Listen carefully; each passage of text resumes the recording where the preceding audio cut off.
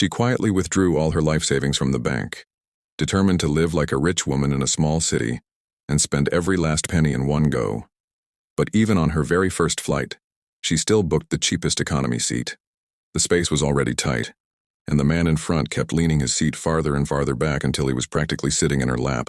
Before Georgia could even say a word, the man called the flight attendant and filed a complaint, and without knowing anything about the situation, the flight attendant asked Georgia to make room for him, then casually called over the head steward for backup. In the past, Georgia might have stayed quiet to avoid trouble, but not anymore. She was done playing nice. She called out the airline's greed, saying they had crammed in as many seats as possible just to make more money.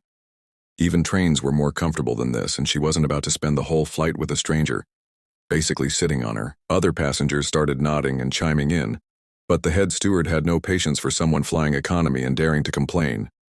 Had you chose to fly first class instead of economy, you would have had plenty of room in one of our cocoons. How much for the damn cocoon? Without hesitation, Georgia paid for the upgrade, and just like that, she was in first class. The treatment was a world apart. Not only did they serve gourmet meals, the flight attendants were suddenly extra attentive. When the plane landed, snow was already falling heavily outside. A long line of passengers waited for taxis. It could be hours before she got one. That's when Georgia noticed an ad in the corner. Private helicopter transport. She didn't think twice, dropped the cash and booked one on the spot. For the first time in her life, Georgia boarded a helicopter and flew straight to a 5-star hotel. What was normally a 2-hour drive took her just 30 minutes. Even though the hotel was filled with celebrities and VIPs, her entrance was so over the top, it left everyone whispering, wondering who she was. Inside, she was stunned by the luxury. Elegant murals lined the walls, and everyone staying there seemed to be someone important. Oil tycoons from the Middle East, beauty pageant winners she'd only seen on TV, and entrepreneurs enjoying the high life. And now, she, a regular sales clerk, was among them. But since she arrived so early, there were no standard rooms available. The only one left was the $4,000 a night presidential suite. The front desk assumed the price would scare her off, but Georgia simply asked. Hearing she was taking the suite, the hotel manager rushed out to greet her. Georgia, wanting to tip like a real rich person, had no idea how much was appropriate, so she just stuffed all the bills in her hand into the bellhop's pocket. The poor guy broke into a cold sweat, refusing to take more than a single note. Looking out from her room, the snow-capped mountains behind the hotel took her breath away. Georgia looked like a woman of wealth, but the truth would shock you. She was just a regular department store saleswoman. She worked hard, brought in solid numbers for the company, but her salary hadn't changed in 20 years. She got the same paycheck every month, used coupons to buy discounted groceries. Also, she could save for the dreams she had written in her notebook. If she had one joy in life, it was cooking. She loved food. Every night after work, she'd recreate dishes from cooking shows exactly as shown, but she never ate them. She gave them to the neighbors' kids to try, while she ate bland salads to lose weight. Then one day during a checkup, the doctor gave her devastating news.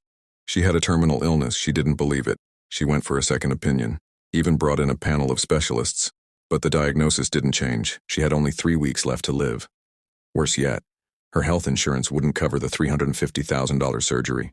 Georgia said she would sue, but they just handed her a contract, hundreds of pages long, with enough fine print to make her head spin. It was all in there what they would and wouldn't pay for. She could barely read through any of it. The news crushed her. After saving every penny her entire life, she still hadn't crossed off a single item from her dream list. She hadn't tasted the food she always wanted to try, hadn't visited the places she longed to see. The weight of all those regrets broke her. She couldn't understand. She had lived her life honestly. Why did something like this have to happen to her? Maybe it was anger. Maybe it was courage born from despair. But the next day, she made a decision. She wasn't going to waste her life savings on a surgery. She was going to spend every last cent and finally live. So she marched straight into her boss's office and did something she had always dreamed of. She fired him, but her boss didn't take her seriously. Before she could even speak, he smugly answered a phone call in front of her. Not this time. Georgia snatched the phone and smashed it in a fury, then turned around and walked out without a second glance. She felt lighter, freer than she'd ever been. Right then, Sean, her longtime crush, ran after her. He held out 2 basketball tickets, asking if she'd like to go with him. He didn't know she was sick. If this had happened before, she would have been thrilled. But now it was too late. She didn't have time. She turned him down gently. Georgia had made up her mind. She was going to check off every item on her bucket list, and that meant taking the trip of a lifetime. So she went to the bank, withdrew everything she had, and that brings us back to the beginning. I'm just going to blow it. When she reached her destination, she walked into a luxury boutique, tried on every beautiful outfit she liked, and bought them all. She returned to the hotel and indulged in every luxury spa treatment available.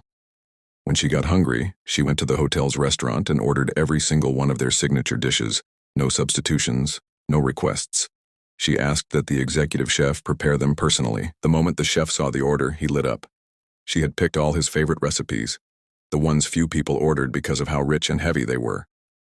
For the first time, someone respected his work, so he decided to cook the entire meal himself. Soon, her table was filled with a feast. He even came out to serve it in person. They hit it off immediately, talking and laughing like old friends. At the next table, several people were watching closely. They were shocked. One of them was the chairman of George's old company. He couldn't believe his eyes. A star chef, personally serving a guest? That never happened, not even for someone like him. The senator at the table was convinced. Georgia had to be some kind of royalty in disguise. After dinner, he introduced himself, hoping to build a connection. The chairman saw it all. He was furious. He felt like Georgia had stolen his spotlight. So he had someone look into her. But what they uncovered was a secret so shocking. Georgia is battling with cancer at the moment. Every story we share carries a heartbeat. Subscribe and let's keep this journey alive together.